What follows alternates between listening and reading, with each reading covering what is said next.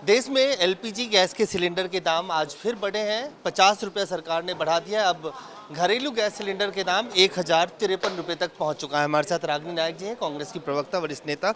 महंगाई को लेकर लगातार हर सेक्टर में, जिस तरह से अभी जीएसटी काउंसिल की मीटिंग थी, उसके बाद जीएसटी बढ़ा दिया गया, खुदरा चीज़ों जो एसेंशियल कमोडिटीज़ है, और उसके बाद अब एलपीजी के दाम क्या कहें? देखिए, मुझे लगता है एक संवेदनशील सरकार जनता की दुख दर्द और पीड़ा को समझती है।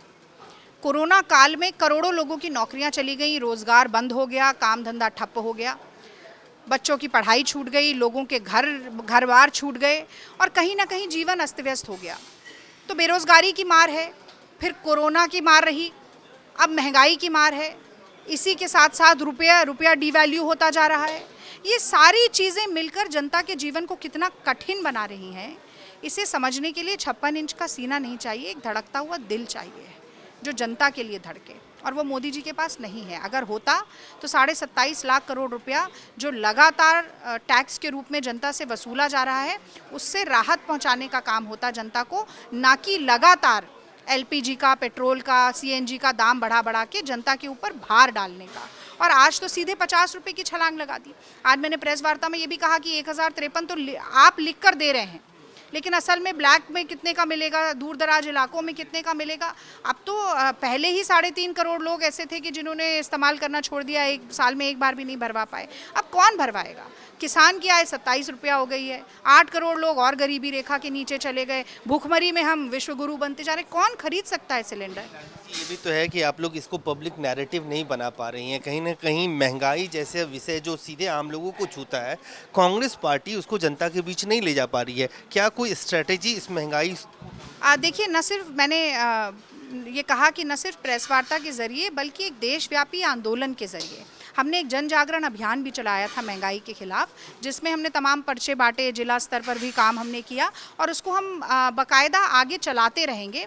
क्योंकि आप ठीक कह रहे हैं, जनता के बीच में जाके इस मुद्दे को उठाना, जागरूक करना, और कहीं ना कहीं ये जो फेक न्यूज़ पेडलिंग का एक पूरा नया बाजार सजाकर भारतीय जनता पार्टी बैठती है और उसे लगता है कि ज़ोर ज़ोर से बार बार झूठ बोलेंगे तो वही सच मान लिया जाएगा कि पूरी दुनिया में महंगाई है, पूरी दुनिया में बेरोज़गारी है। तो महंगाई और बेरोज़गारी चरम पे तो कोरोना से पहले ही पहुंच गए थे। ये सारी जानकारी जनता को देके हम भरपूर कोशिश करेंगे कि जो असली मुद्दे हैं राजनीति के, वो हाशिए से मुख्य धारा में आए और सांप्रदायिक मुद्दे भ्रमित करने वाले मुद्दे, ये सब हाशिए पर। विषय है अग्निवीर को लेकर। अभी आप लोगों ने जो नैरेटिव बनाने की कोशिश की, बीजेपी अभी ये कह रही है कि महज कुछ ही दिनों में 7.5 लाख से ज़्यादा एप्लीकेशन तो सिर्फ एयरफोर्स में आ गए, सिर्फ 3000 पदों के लिए। कांग्रेस इसको गुमराह कर रही है देश। भाई, उत्तर प्रदेश में एक पीएन की नौकरी भी निकलती है तो उसके लिए पीएचडी और पोस्ट ग्रेजुएट ही लाखों की संख्या में आवेदन भरते हैं, क्योंकि बेरोजगारी इतनी है। आपने 2 करोड़ नौकरी देने का वादा किया था, हर साल आप 10 लाख पर खुद आ गए। अब आप ये सवाल विपक्ष से पूछ रहे हैं। इतने बेरोजगार हैं, वो आवेदन पत्र तो भरेंगे ही, पर उन जो बेरोजगार लोगों को आर्मी के चलते 15-20 साल का करियर तो मिलता ही था, सुनिश्चित था, आप उनके साथ अन्याय कर रहे हैं। वो आवेदन भरेंगे, हो सकता है भर्ती भी हो उनकी, इसलिए हो क्योंकि उनके पास तो एक दिन का रोजगार भी नहीं है, विकल्प का अभाव है। और सेना में जाना सम्मान की बात है। वो ये भी सोचेंगे कि भाई 4 साल के लिए ही सही, लेकिन हम जाएं, पर आप क्या कर रहे हैं, आपकी क्या जिम्मेदारी है?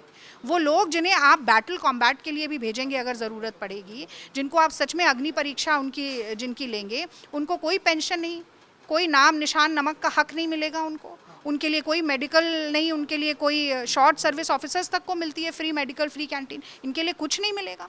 और आप इन्हीं की सैलरी में से पैसा काटेंगे और कह रहे हैं 11 लाख रुपया आपको दे देंगे। तो केवल मूर्ख बनाने का काम, आंखों में धूल झोंकने का काम। और चूंकि बहुमत है तो बहुमत का बुलडोज़र नौजवानों पर, महिलाओं पर, किसानों पर, लोकतंत्र पर, सब पर चलाते जाएंगे। और कांग्रेस पार्टी सड़क से लेकर संसद तक इसका विरोध करेगी और आगे बिल्कुल ये नैरेटिव बनाने की कोशिश करेगी कि असली मुद्दे मुख्य धारा में आए। आखिरी सवाल, 300 यूनिट बिजली का वादा भगवंत मान सरकार ने किया था, आज उसको लागू कर दिया। वो कह रहे हैं कि दिल्ली में भी किया आम आदमी पार्टी ने, अब पंजाब के लोगों को भी 300 यूनिट बिजली। देखिए पंजाब में क्या दुर्दशा हो रही है कानून व्यवस्था की, पंजाब के लोग कैसे त्राहिमाम कर रहे हैं, आनन फानन में किस तरीके से निर्णय लिए जाते हैं, उन्हें वापस किया जाता है। सिक्योरिटी हटा दी, सिद्धू मूसेवाला की डेथ ख़त्म हो गई, हत्या हो गई और उसके बाद उन्हें दोबारा से इसको वापस लेना पड़ा। चलने तो दीजिए, अभी आज तो सिर्फ घोषणा की है, ज़रा चला के तो देखें। दिल्ली तो फाइनेंशियल सरप्लस वाला स्टेट है। अब पंजाब में ये जब करेंगे 2-4 महीने 6 महीने निकलेगा तब इस पर बात करेंगे। आज घोषणा करने के लिए तो सिर्फ ज़बान चलानी पड़ती है ना, उसको क्रियान्वित करने के लिए इनके पास कितना मादा है वो देखने की बात है। तो साफ तौर से रागनी जी का कहना है कि इम्प्लीमेंट जब होगा, इसका एग्जीक्यूशन होगा, तब इसका असली टेस्ट होगा। कैमरामैन आकाश के साथ अजय शाह, दैनिक सवेरा, दिल्ली। ਮੀਆਂ ਮੁਰਾਦ ਅਲੀ ਜੀ ਖੁਦਾ ਦੇ ਘਰ ਦੇਰ ਹੈ ਅੰਧੇਰ ਨਹੀਂ, ਹਰ ਸਮੱਸਿਆ ਦਾ ਸਮਾਧਾਨ। ਸਮੱਸਿਆ ਜਿਵੇਂ ਲਵ ਮੈਰਿਜ, ਵਸ਼ੀਕਰਨ, ਕਿੱਤਾ ਕਿਰਾਇਆ, लॉटरी नंबर होवे या लोटो मैक्स 649। मेरे और मेरे पति के बीच में बहुत अनबन रहती थी, जिसकी वजह से मैं बहुत सारे तांत्रिकों से मिली पर मुझे कोई समाधान नहीं मिला। उसके बाद मैं मियां मुराद अली जी से मिली, जिससे कि अब मैं अपने वैवाहिक जीवन में बहुत खुश हूँ। ਪਹਿਲਾਂ ਮੇਰਾ ਲਵ ਮੈਰਿਜ ਨੂੰ ਲੈ ਕੇ ਕੋਈ ਵੀ ਕੰਮ ਨਹੀਂ ਬਣ ਰਿਹਾ ਸੀ, ਬਹੁਤ ਜਗ੍ਹਾ ਤੇ ਧੱਕੇ ਖਾਏ। ਫਿਰ ਬਾਅਦ ਵਿੱਚ ਮੈਨੂੰ ਕਿਸੇ ਨੇ ਮੀਆਂ ਮੁਰਾਦ ਜੀ ਅਲੀ ਬਾਰੇ ਦੱਸਿਆ ਤੇ ਅੱਜ ਦੇਖੋ ਮੈਂ ਆਪਣੇ ਵਿਵਾਹਿਕ ਜੀਵਨ ਦੇ ਵਿੱਚ ਬਹੁਤ ਖੁਸ਼ ਹਾਂ। ਕਾਰੋਬਾਰ ਇੱਕਦਮ ਠੱਪ ਹੋ ਗਿਆ ਸੀ, ਅਸੀਂ ਬੜੇ ਔਖੇ ਹੋ ਗਏ। ਫਿਰ ਸਾਨੂੰ ਕਿਸੇ ਨੇ ਮੀਆਂ ਮੁਹੰਮਦ ਅਲੀ ਜੀ ਬਾਰੇ ਦੱਸਿਆ। ਉਹਨਾਂ ਨੇ ਸਾਡੀ ਸਮੱਸਿਆ ਦਾ ਚੰਗੀ ਤਰ੍ਹਾਂ ਜੜੋਂ ਨਿਪਟਾਰਾ ਕਰ ਦਿੱਤਾ। ਹੁਣ ਅਸੀਂ ਬਹੁਤ ਖੁਸ਼। ਹੁਣੇ ਕਾਲ ਕਰੋ 98417 18786 97797 24075।